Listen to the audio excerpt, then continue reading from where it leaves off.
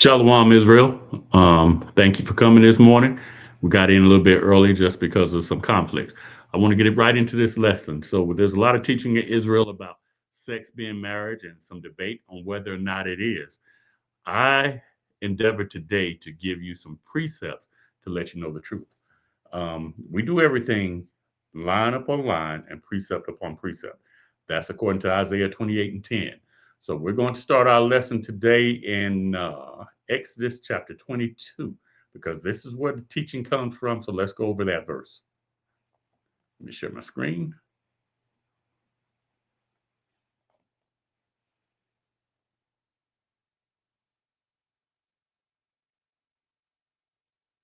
Share my entire screen. There we go. That way we don't have to flip. All right, all right, all right. Let's see if that's working. So let's see what we got here. All right, that should show everything. I think I have it now.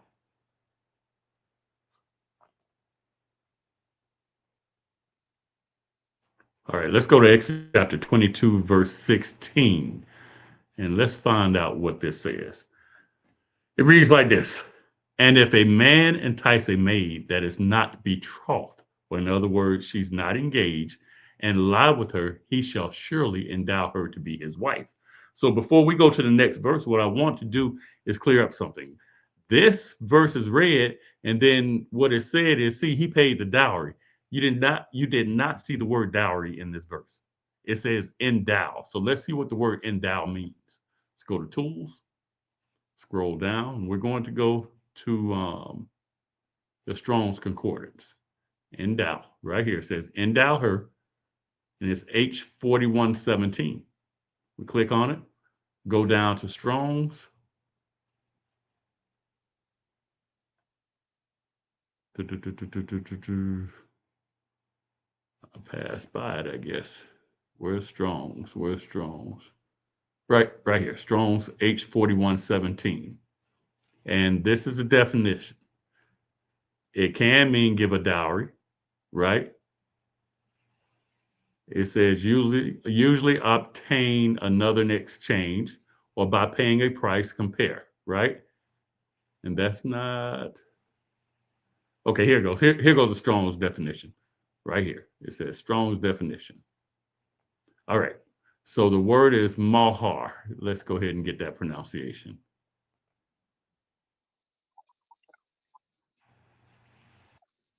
Maher. Okay. And this is what I want you to focus on. It says maher, a primitive root, right here. Strong's definition. I have it highlighted.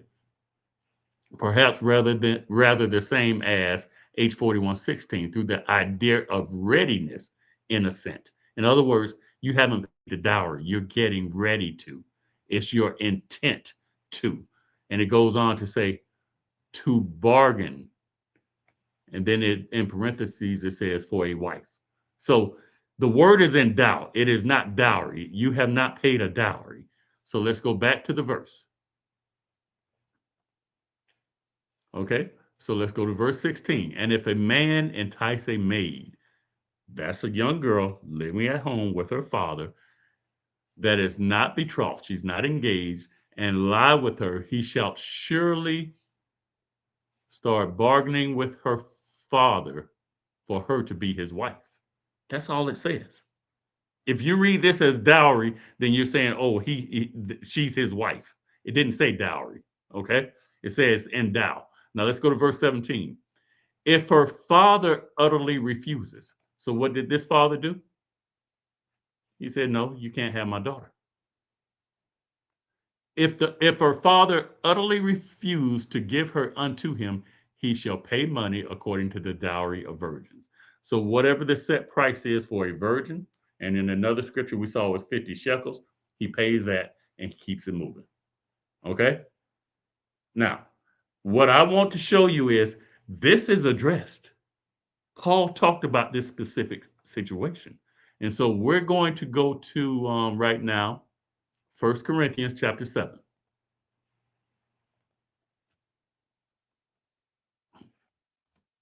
And see what happened is, if you look at the title, you think that I'm trying to bash brothers for their take on this. And I don't think that when it was brought out that the take was intentional. I really believe that brothers were sincere in what they were saying. And what they did was try to get young men or men in general to take accountability for their actions. What do we have right here? Someone said something. Um, Shalom Angel and Shalom Janie. Good seeing y'all on. But they tried to get men to take accountability for their actions. And so they said, if you lay with her, she's your wife. There's a problem with that statement, and I'm going to show you as we go on what the problem is. Also, what you're going to see is I'm going to tell you some statements that my grandparents were making that line up with the verses that we're going over. And so to me, when I read it, I see a certain thing, and I can understand where someone who's younger than me will read it and see something else. So we're going to go through the precepts and show you exactly what it means, okay? All right. So here we go.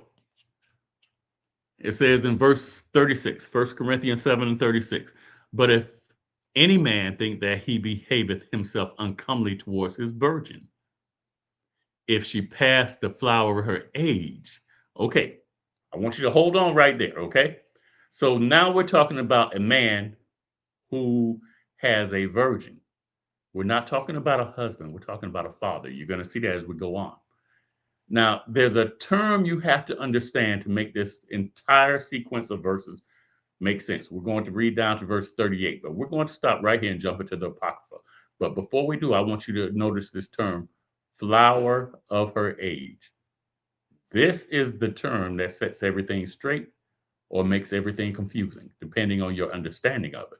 So we're going to go to Sirach, Ecclesiasticus of the Apocrypha, chapter 42 and verses 9 and 10, and we're going to set the record straight on what Paul's talking about. Paul is quoting from Ecclesiasticus as well as from Exodus 22. Okay? So let's do this. Start in verse 9. Here it goes. The father waketh for the daughter. And this has been read so many times in Israel, just to show the responsibility that a father has to his daughter, as well as a daughter belongs to the father. Okay? So the father waketh for the daughter when no man knoweth, and the care for her taketh away sleep. So he loves his daughter, and he's waking for her specifically. But why? That's the question. Let's read on. He does this, it says, when she is young, lest she pass away the flower of her age. Didn't we just see that in 1 Corinthians chapter 7? This is where Paul is quoting from. It says, lest she pass away the flower of her age. So the question is, what is the flower of her age? Now let's keep reading. It gives us a semicolon. It says, and being married, lest she should be hated. Well, the question is, why would she be hated? Let's keep going. And I've taught on this before and showed you that when a young man finds out that his wife had previously laid down with another man, I showed you that in Exodus where it says that he hates her and he takes her back to her parents. And he says, you gave her to me as a virgin, but she's not a virgin. And this thing was so bad that it will, if it was found to be true, that she'd be put to death. She was stoned to death outside of her parents' tent. So let's keep reading. Let's read that part again. Let's start with the flower of her age. Lest she pass away the flower of her age, and being married, lest she should be hated. Now we have a colon, because what's after that refers back to all of this, okay? Lest she be hated, in her virginity, lest she should be defiled. What happened? So the father is waking for the daughter. Verse 9, the father waketh for the daughter when no man knoweth, and the care for her taketh away sleep when she is young, lest she pass away the flower of her age. What could she possibly pass away? What is he making sure that she doesn't pass away? Her virginity. He's making sure no man comes in, and he's making sure that she doesn't go out. Verse 10, in her virginity, lest she should be defiled. So if she lays down with a man, what is she? Defiled. See, and this is very important because when we read what marriage is in Hebrews, it says marriage is honorable in all, and the bed is undefiled. See, if it were marriage for those two to lay down, then it wouldn't say she's defiled. It would say she's married. See, in her virginity, lest she be defiled and gotten with child. So yes, we are talking about sex, just so you know. You can't have a child without being without you can't get pregnant without having sex. So let's start in verse 10 again. In her virginity, lest she should be defiled and gotten with child in her father's house. Now watch this. It gives a semicolon. So now let's say she gets married and having an husband lest she should misbehave herself. What has she started? She started a trend of being deceitful. So just like she did in her father's house, it's saying she could go on and do the same thing in her husband's house. Just like she snuck out on her father, just like she snuck around on her father, she'll likely do the same thing with her husband.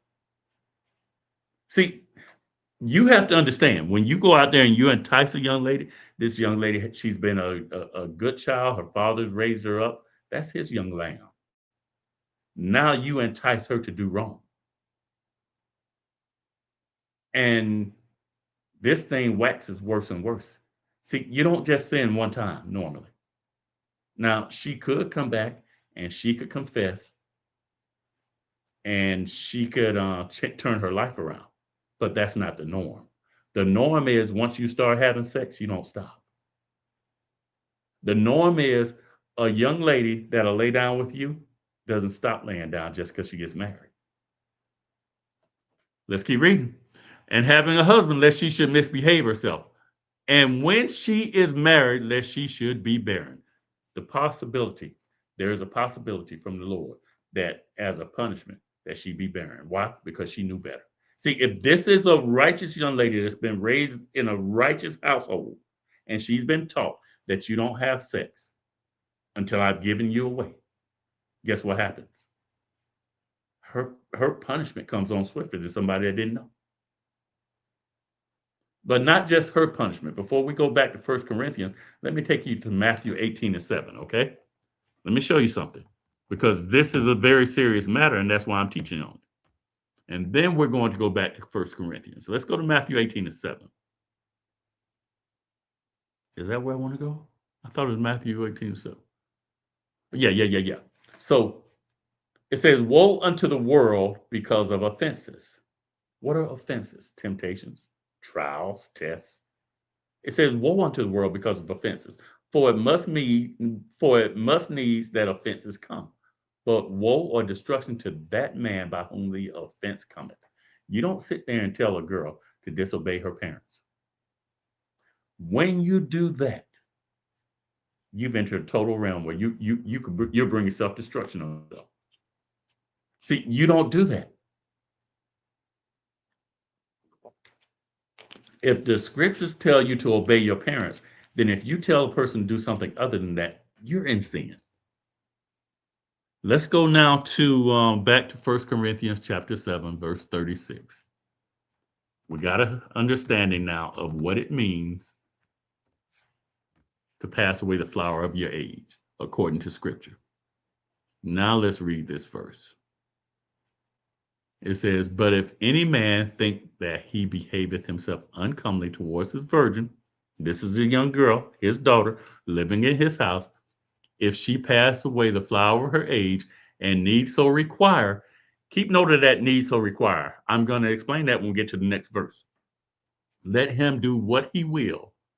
He sinneth not, let them marry. So Paul's suggestion is in this specific case where he needs so require to let them marry. So we need to understand what need so require is. And I'm going to let you know what it means in this next verse. 1 Corinthians chapter 7, verse 37. Nevertheless, he that standeth steadfast. Remember, we were in Exodus 22, verses 16 and 17. And verse 17, it says that the father utterly refused to give his daughter to that young man. This is the brother who stands fast. This is the father who stands fast. Nevertheless, he that standeth steadfast in his heart, having no necessity, So this no necessity is the same as and need so required, or I should say it's the opposite. So my grandparents used to say she had to get married.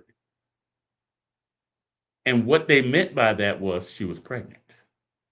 See, if you come up in this generation, you don't understand. It was a shame then. If you got pregnant, you had to get married. And this is what will happen. Your father, your uncles, and your brother want to know who is the man. And you have to tell them. Oh, you going to tell them. They're going to get it out of you. Then they're going to see that man. And that man is going to marry you. You see what I'm saying? They were called shotgun weddings. So let's read verse 6 again. But if any man think that he behaveth himself uncomely toward his virgin, if she has had sex and is pregnant, let him do what he will. He sinneth not. But then Paul comes back and says, let him marry. I mean, she's with child now. It would be better to let them marry. Then he goes on in verse 37. He says, nevertheless, he that standeth steadfast in his heart, having no necessity, in other words, she's not pregnant, but hath power over his own will, and hath so decreed in his heart that he will keep his virgin, doeth well. You see that? So the father has the ultimate choice. It's not, I could go lay down with this girl, tell her to disobey her father, and now she's my wife. That has never been the case in Israel. Verse 38. This is the conclusion of the matter. So then he that giveth her in marriage doeth well, but he that giveth her not in marriage doeth better. See, this father had power over his own will. In other words, there was no law controlling him on what he has to do in this. Paul gives his opinion. He starts off saying, I have no law concerning virgins. If you go back up further, he gives his opinion because he's one filled with the Holy Spirit, and he teaches. And he goes back and he's referring back to Exodus 22, verses 16 and 17. And he uses a phrase out of Sirach chapter 42, okay, verses 9 and 10. So if you go to 42, Sirach 42, 9 and 10, you will find out what it means to pass the flower of her age.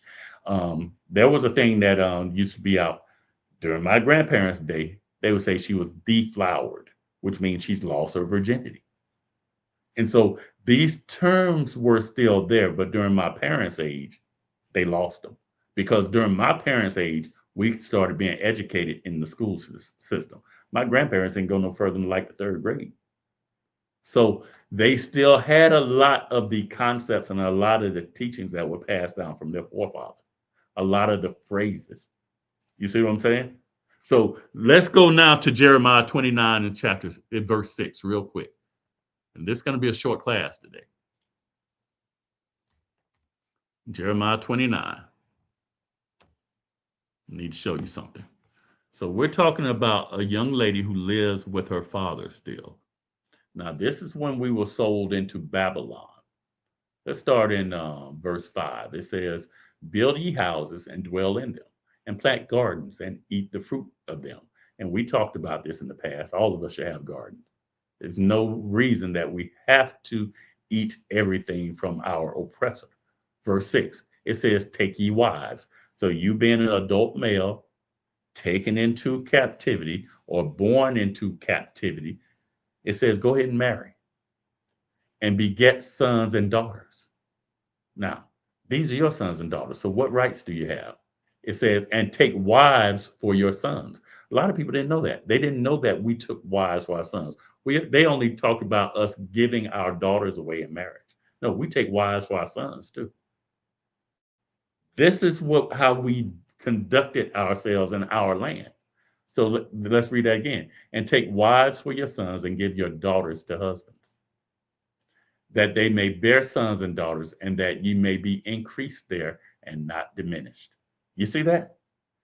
This is structure in the home. This is how we get back to getting back to being a kingdom that thrives, and we get back to being on top. When Christ comes and delivers us, this is how we're going to live. Did I go over everything I want to go over? This is how we're going to live. You cannot move any way you want to in this land or anywhere else. See, you have to understand, we've been given instruction as fathers. We've been given instructions as sons, as daughters. We've been given instructions as wives. Okay? Where do I want to go? Galatians 6 and 7. Galatians 6 and 7 is where we're going. Okay? You have to understand that you right now may be the one out there looking for a wife, but one day you're going to be a father. And I want to show you something. Galatians chapter 6 and verse 7, it says, be not deceived. God is not mocked. For whatsoever a man soweth, that shall he also reap. You want to know why we have so many homeless, not homes, so many fatherless homes now? Within the so-called black community, over 83% of our children are now being born out of wedlock. It's the law of sowing and reaping. See, the father went out there and he had sex with someone's daughter and he moved on. And then he had sex with someone else's daughter and he moved on. And somebody else's daughter and he moved on.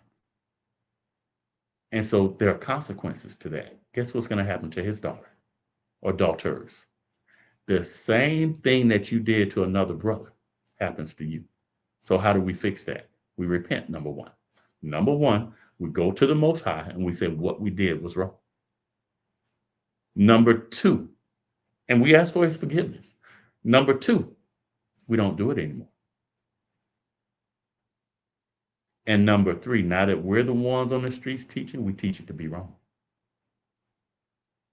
See, you have to understand something. You can't hold on to this stuff that you loved in the world, that you did in the world, and bring it into the truth. If you bring it into the truth, you haven't changed. You look just like you did before you came in. You're that dog that returns to his vomit.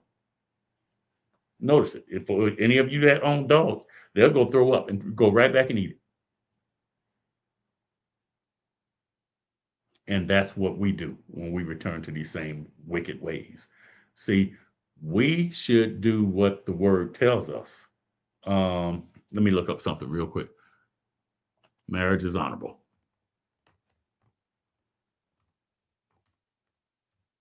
I know it's in Hebrews.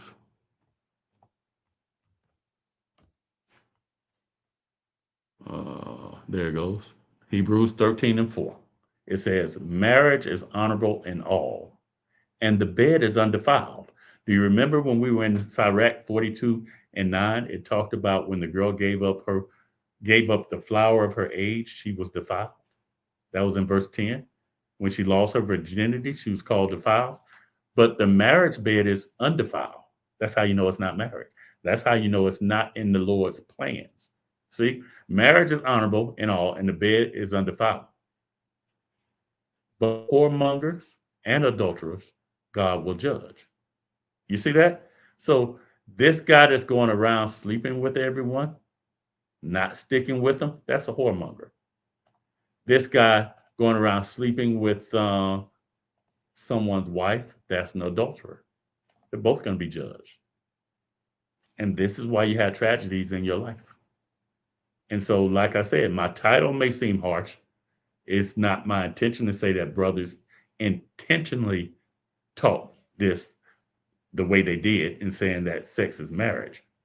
They really thought that they were cleaning some things up. They were focusing on the men and saying, you need to stay with these women. But let me tell you what the problem is. What you did was give those men a tool to go to women and say, it's okay to lay down with me regardless of what your father said. But didn't we read that a father has a right to nullify anything that a young lady says that lives in his house? Anything his daughter says, because she belongs to him. And so, and that wasn't this week, that was 3 weeks ago we read that. So you can go look at that lesson. It's titled Boundaries. Okay? You don't have a right to tell someone to disobey their parents. You have just told them to sin. And I took you to Matthew 18 and 7 and showed you that you're going to be destroyed for that. So I just want to say, Shalom, Israel. I hope this lesson was edifying. I hope that you take heed to the precepts Look over them for yourself. And I love y'all. Want y'all to have a good day. Enjoy your Sunday with your family. Shalom.